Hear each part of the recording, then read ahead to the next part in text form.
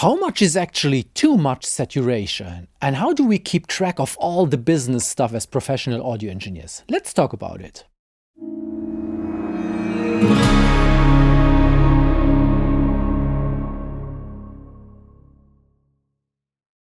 All right, what's up? Hi, welcome to another episode of the Tidalwave Afterwork Podcast. My name is Marc Maurer, this is Damiani, and we answer questions. And the first question for today comes from Rocket Man. Rocket Man! Isn't that great?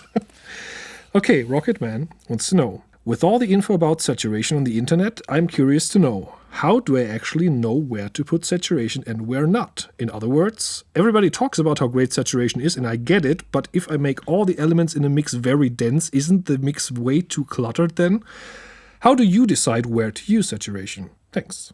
Oh yeah, Great if everything is loud, everything is quiet. Yeah, but how do we decide? How do we decide? Should I start? Sure. I found out something funny. I discovered this about my behavior like not so long ago. It's like in last couple of months, I found myself before grabbing a compressor, I often start grabbing a saturator before. Mm-hmm. Saturation is compression at the end of the day. So it's like you reduce the dynamic range of a signal by, and if it's only like, if you're adding something in the middle, then it's making everything seem more compact and less dynamic. And every time I find a signal that I think, it is nice, but I just needed to poke out a little bit more out of the mix, then I grab like Saturn 2, put it on, dial in a little bit of gentle saturation and a little bit of this dynamic thing, and it just like whoop, it's just coming out. Yeah. If I want to beef up things, for example, yesterday I recorded shakers, so I always like make a blend of shakers. I use a big rainmaker and small shakers and in between, and then I want to make them really thick and heavy because I don't like this thin. I want them from to.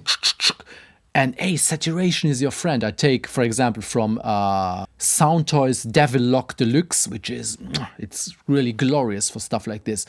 You add a little bit of saturation and you really feel that you get a rich mid section.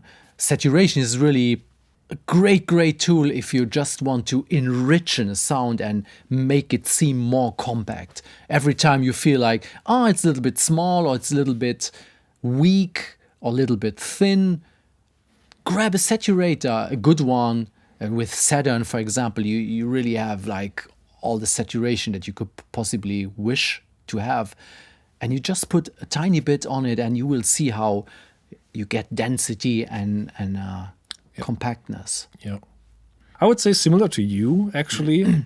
I also tend to grab saturation earlier, or oftentimes it's the first thing I grab when I think I want to do something to a sound.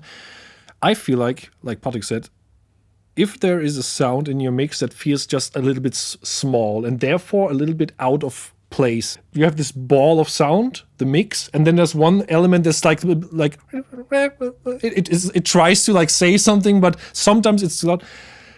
If you add saturation, first of all, the dynamic range gets reduced. And also what I love about it, and we also talked about this before in another episode, by creating more harmonics to a sound when you use saturation, I feel like a way of thinking about is you get more stuff to work with. So let's say you have a line and here's the signal. It's just very little material to work with. If you put some saturation on it and you get more harmonics, it's broader and it's easier then to grab and to sculpt, I feel. So in other words, if I have a sound that feels kind of displaced from the mix, when you add saturation, it shows you more obviously which part about the sound is good and which part is not so good. So in other words, you know what I mean? If you put more saturation on it, it jumps, enhances, it enhances everything that is good, but it also makes more obvious where the problem is. When it's like has like a terrible resonance in like the mid range, the saturation will exaggerate it, and then you're like, it's so much more easier to say, oh, okay, this is where I have to maybe dip a little bit out, where just by itself it's kind of like, what do I even do with it? So that's why I thought maybe it's not so bad just as a learning tool. You know, if you have a sound and you would kind of wonder like what would a pro mixer would do with this kind of sound, a little bit of saturation can help you determine a little bit Never easier. thought like, about this. Like what actually is good. Yeah, but I think I would think it's actually what you said, just rephrased a little bit, because you also said like there's a sound that just sounds small. You want the shaker going from to and by adding saturation, it gives you this mid range. It's adding stuff that has not been there before. Exactly. And the great thing that people also love about, let's say, older recordings or the ones that are still made today that are mixed on a large format analog console, where you get like a little bit of saturation and distortion from every channel and a little bit like crossbleed and stuff like this, is that you can take a bunch of individual elements like a bass drum, snare, blah, blah, blah, all that stuff. And then the saturation is gluing everything together. It's like if you put sauce over a dish and you combine like the meat with potatoes and it's getting one thing. You can think about saturation like this. It's really like stuff coming out of nowhere. I pull out again my preferred analogy for saturation is like take a barrel, put in some rocks, there's a ton of air in between, and then you take fine sand and pour it over the rocks, and the sand is going to fill all the voids in between. And you can think of saturation as this sand that's really gluing everything together in the first place and giving it a real great density and loudness. So saturation is a great tool to enhance also loudness of a mix, perceived loudness. It's so easy to get a really loud and banging mix if you use like tiny amounts of saturation. Not if you overdo it, it's going to be more like distortion feeling, but a little bit of saturation, although it is distortion, it doesn't feel like distortion. And sometimes you would be surprised if you would take like a mix that sounds clean and nice and polished, and then you check out how much saturation or distortion actually is on an individual element. If you solo it, you would be surprised, like, holy crap, that sounds really dirty on its own, but it doesn't sound dirty in the context, because this dirtiness is just the glue, gluing that element to all the rest. Yeah. Another thing is that if you take like one of the best known compressors, an 1176, I think people don't just like these kind of compressors, or Fairchild or something like this. They don't just like the compressors for their compression behavior, but also for the harmonics that they do. I think I will link to a video that I once made about, I think they call it the superpower of compression, where it's like, it's not about so much about compression, but about the harmonics that compressors generate. And I think that is a part of why people love certain pieces of gear, analog gear, or emulation of these, because they just do more than what they're supposed to do. They just add harmonics instead of just adding compression or whatever they do. That's a really big thing, and it's adding flavor to the sound. Yeah. So whenever you feel that you need more flavor, more size, more presence, more grit, then try adding like small amounts of saturation. Don't overdo it, because then it will be very obvious, but small amounts, and then small amounts on many signals will result in a good amount overall, and you will see that your mix is going to be dense and rich. Yeah. Hope that helped. Cool. Thanks.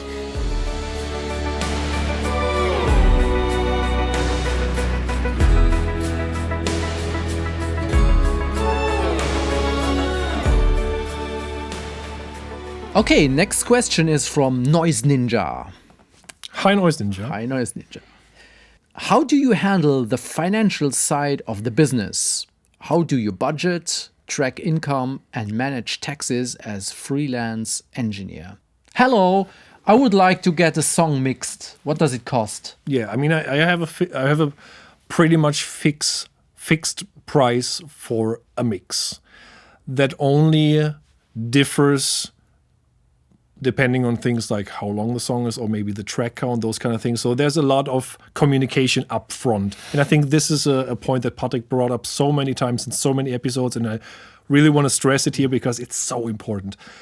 All the financial stuff, all the budgeting and talking to clients, everything has to be communicated up front. Oh, yeah. This is so important. And it's so important because it's so easy to fall into the trap and be like, yeah, we'll figure that out later. Oh no, Don't nobody wants to have Yeah. a bad surprise Yeah, while exactly. being in the middle of a project. Yeah. This is budget-wise. This is really the best advice that we could give. Is like, talk to whoever needs your service. Find out what they need. Find out how long it takes you to do this. Find out what budget you need to be able to do the work within that time frame, and see if the budget that you come up with is fine for the artist or the client that needs your service. And then fix it up front. Okay, if you have like recording, you could say, yeah, if we take 8 days of recording, then it will be 8 times blah, blah, blah. And if it's 10 days, this is something that you can figure out on the way. But stuff like mixing or something is like, yeah, I will see how long it took me, and then I will let you know how much it is. Nobody wants to hear this. Nobody wants bad surprise. Yeah. So you need the experience to know, okay, I have like 75 million tracks with blah, blah, blah. You listen to a demo up front. You talk to the musician, find out what they want, what they need, and then guesstimate how long it will take you, and then stick to it. Because if you just messed up and it takes you longer than you assumed, then it's a lesson for you. It should not be a lesson for the client, but it should be your lesson, and do better next time. Yeah. Fixed price, and so everybody knows what's going to happen. Yeah. A little thing that I could add to like the mixing side. I think we also talked about it before, but yeah, I just want to bring it up again.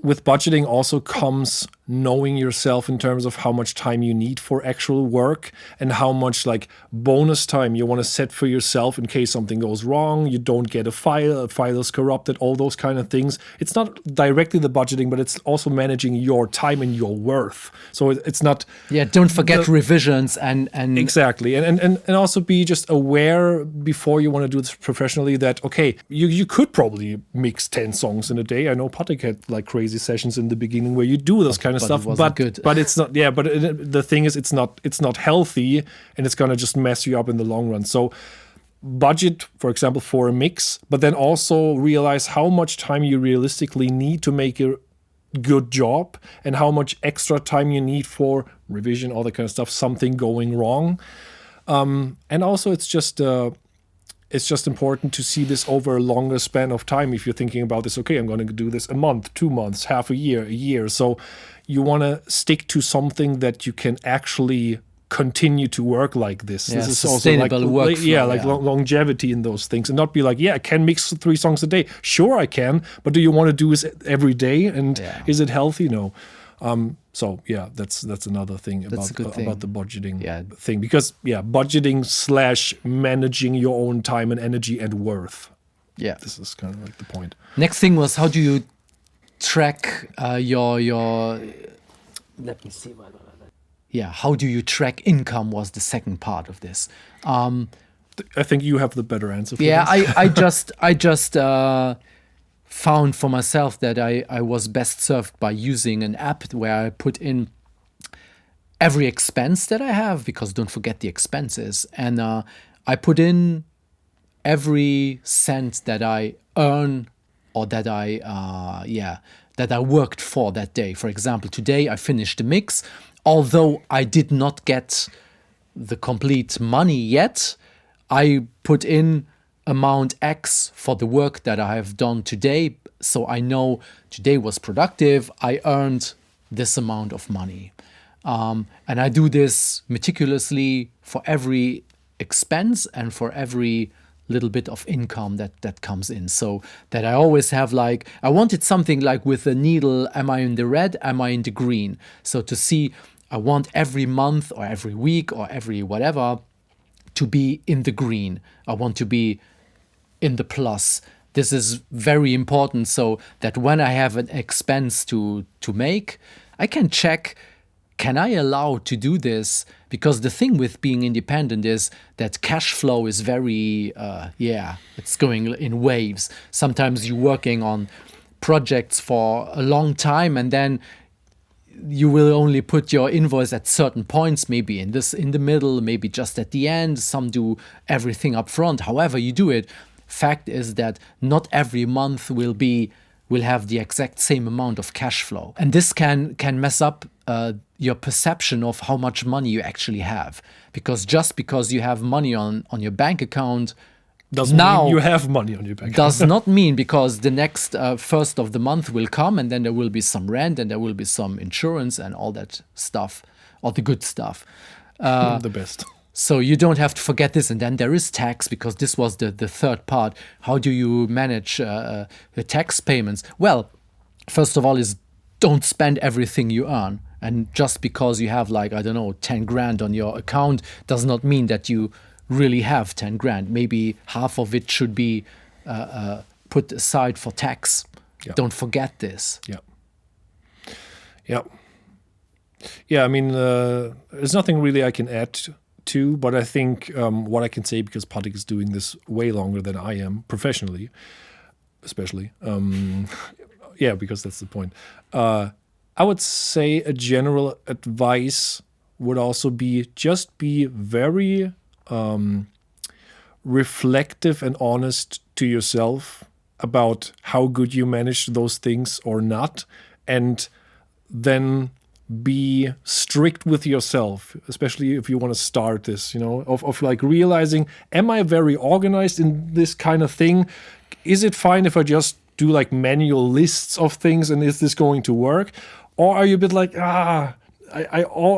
all my life I messed those things up in school, I had trouble, then get an app like Patrick says for something, or taxes, get somebody who and let them work for you. This is also a decision you can make. Pay somebody who then takes care of the stuff that you don't have to. As with everything in life, you don't have to know everything, but you have to be smart enough to make the right decision so you don't get messed up. I think the most important part is that you need some objective numbers and objective data to work with, not subjective, because if you just go by feeling, I bet everything you want that you are most likely going to be wrong, because you think, I've worked so much. Yeah, but just because you worked this doesn't mean that you earned a lot.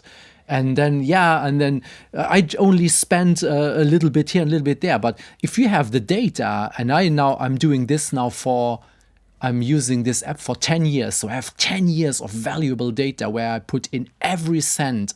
And I can make a summary of how has been the last 10 years regarding expenses for food, for example, expenses for studio stuff or repairs. And this is objective data, and I can look at it and it's not lying. Your feelings, they will tell you whatever you want them to tell you.